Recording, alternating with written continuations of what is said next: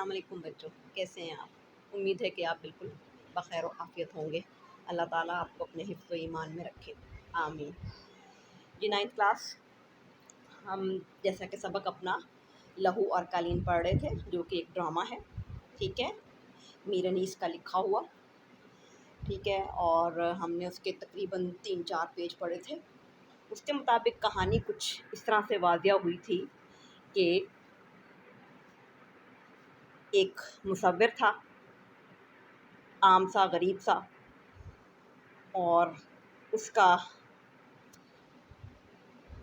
एक अमीर आदमी से रब्ता होता है, ठीक है, और वो उसे अपने घर ले जाता है, अपने घर में जगह देता है, और फिर उससे यानी कि अपने फ़ायदे के लिए उसे इस्तेमाल करता है, ठीक है। उससे कम कीमत पे उससे पेंटिंग बनवा लेता है और फिर सोसाइटी में अपनी वाह वाह करवाता है, ठीक है। ये बेसिकली बिल्कुल वाज़िया तौर पे बताया नहीं गया, लेकिन एक उस मकसद यही है उस आदमी का, ठीक है, कि वो गरीब के साथ धोखा कर रहा होता है। तो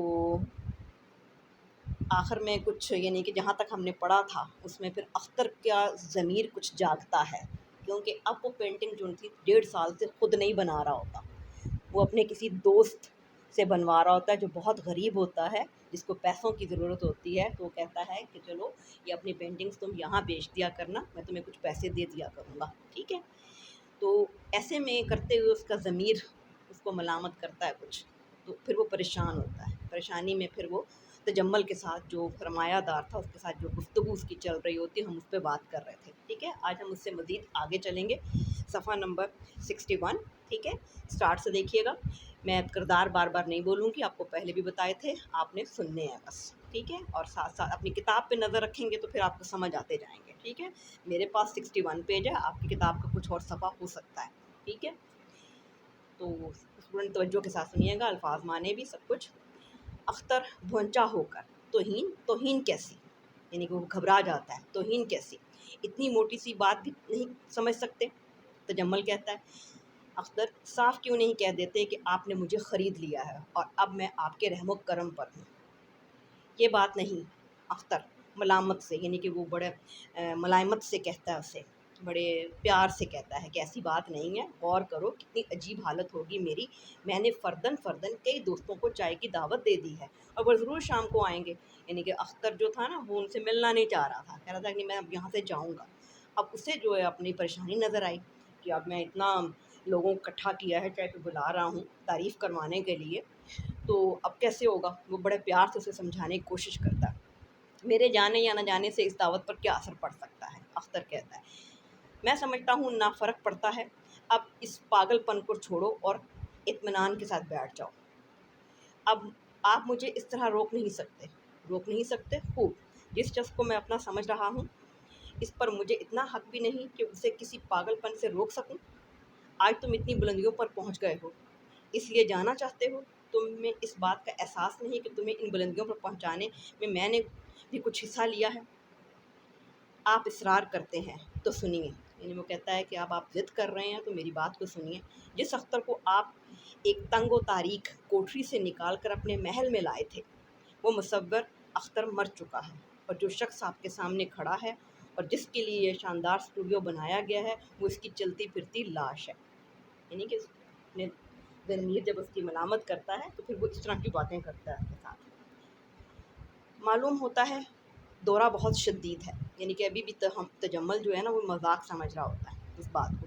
मुझे डॉक्टर को फ़ोन करना चाहिए। अख्तर लहजे में कुछ किसी कदर ताहुक्म, यानी कि अख्तर जो है ना, वो हुक्म देते हुए, उसका लहजा इस तरह था जैसे कोई हुक्म दे रहा हो, ठहरिए और सब कुछ सुन कर जाइए। मैंने अपनी ज़िंदगी की सबसे बड़ी हकीकत बयान की है। ये सबसे बड़ी हकीकत है या नहीं, इसका फ़ैसला डॉक्टर को करना चाहिए।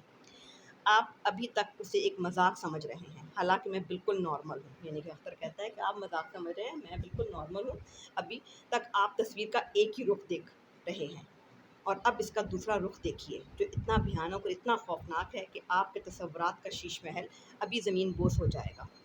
यानी कि आपका जो आपने तसव्वुर किया हुआ है, वो बिल्कुल उसका जो महल, शीशे का जो महल आपने तामीर किया, वो गिर जाएगा। गुज़िश्ता 1.5 बरस में جتنی تصویریں میرے نام کے ساتھ اس شاندار محل سے باہر گئی ہیں ان میں سے ایک بھی میری نہیں ہے. یعنی کہ اب وہ اسے بتاتا ہے، ٹھیک ہے، کہ یہ جو تصویریں 1.5 سال سے میں آپ کو دے رہا ہوں ان میں سے میری نہیں ہے.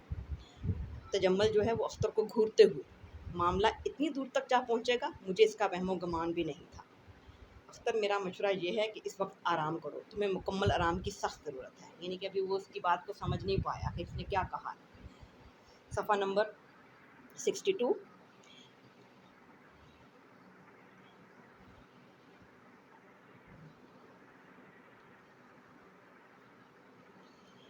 جی، ذرا تحمل سے کام لیجیے، مجھے جو کچھ کہنا ہے کہنے دیجیے.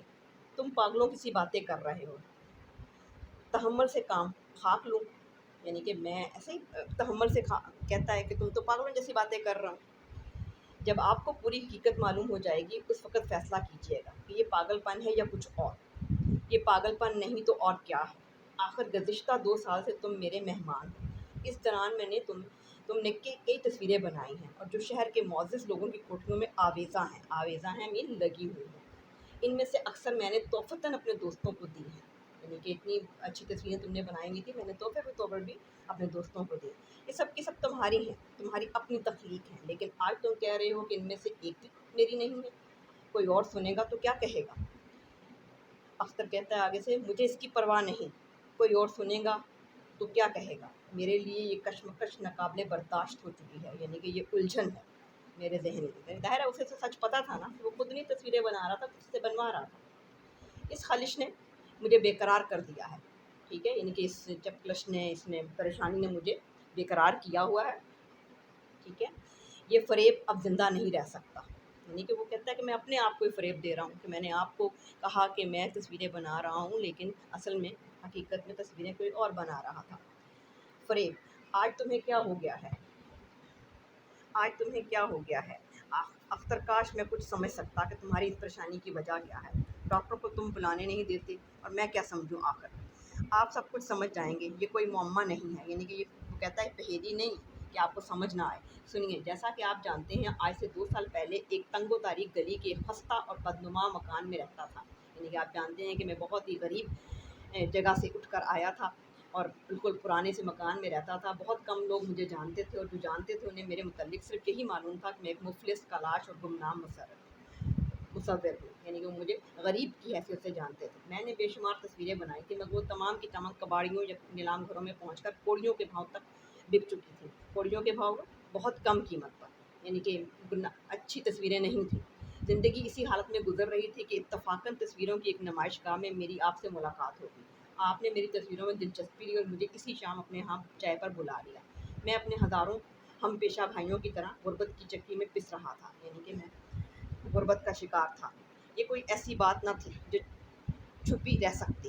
آپ نے میری حالت کا اندازہ لگا لیا، اس پر اصرار کیا کہ میں اپنی غربت قدے سے نکل کر آپ کے ہاں آ جاؤں. یعنی کہ میں اپنے غریب خانے سے، اپنے غریب گھر سے نکل کر آپ کے پاس آ جاؤں کہ تاکہ اطمینان کے ساتھ فن کی خدمت کر سکوں. آپ نے میرے لیے یہ کمرہ وقف کر دیا اور مجھے زندگی کی ضرورت سے بے نیاز کر دیا. ٹھیک ہے، یعنی کہ آپ نے میری مشکلات کو حل کر دیا. ان باتوں کے ذکر کی کیا ضرورت ہے؟ میں یہ بتا دینا چاہتا ہوں کہ آپ کے سلوک نے مجھ پر کتنا اثر ڈالا. میں سمجھنے لگا کہ آپ نہایت اونچے درجے کے انسان ہیں. دولت مند ہونے کے باوجود آپ کے پہلو میں ایک ایسا دل دھڑک رہا ہے جو انسانیت نواز ہے. یعنی کہ میں آپ کے تصویر، آپ کی شخصیت کا اندازہ میرے ذہن میں یہ تھا جس میں ساری دنیا کا درد سمایا ہوا ہے. آپ نے اپنے دوستوں کو بلا کر انہیں میری تصویریں دکھائیں. آپ نے بڑے بڑے اداروں میں دفتروں میں میری تصویریں آویزاں کرائیں لگوائیں. یعنی کہ صفحہ نمبر 63 پہ ہم نے اب پڑھنا ہے. دیکھیے گا، آپ نے میری شہرت کے لیے میری تخلیقات رسائل و جرائد میں چھپوائیں. یعنی کہ اس نے بڑی محنت کی اس کو نا جگہ جگہ وہ تصویریں دینے کے لیے. ظاہر اس کا اپنا بیچ میں فائدہ تھا اس باتوں کے لیے. سچ مچ اس وقت آپ میری نظروں میں ایک دیوتا تھے. ٹھیک ہے، ایک فرشتہ تھے، ایک ایسی ہستی تھے جس کی تعریف ہمارے قصوں اور کہانیوں میں کی گئی ہے. میں نہیں سمجھ سکتا اس ذکر سے تمہارا مقصد کیا ہے. مجھے تجمل کہتا ہے مجھے نہیں سمجھ آ رہا تم کیوں یہ باتیں کر رہے ہو. مگر تھوڑے عرصے بعد ہی اختر آگے سے جواب دیتا ہے، مگر تھوڑے عرصے بعد ہی ایک بھیانک خیال اتنا منحوس سایہ میرے ذہن میں ڈالنے لگا. مجھے محسوس ہونے لگا کہ میں نے آپ کی ذات کے بارے میں جو کچھ سوچا ہے وہ محض میری اپنی خوش فہمی ہے. حقیقت کچھ اور ہے۔ کیا مطلب؟ مجھ پر یہ حقیقت واضح ہو گئی ہے کہ آپ کی سرپرستی تو محض ایک اشتہار ہے، آپ کی مصور نواز شخصیت کا۔ ٹھیک ہے، اس سرپرستی میں آپ کا ایک خاص مقصد چھپا ہوا ہے۔ تجمل آگے سے کہتا ہے کیا کہہ رہے ہو تم؟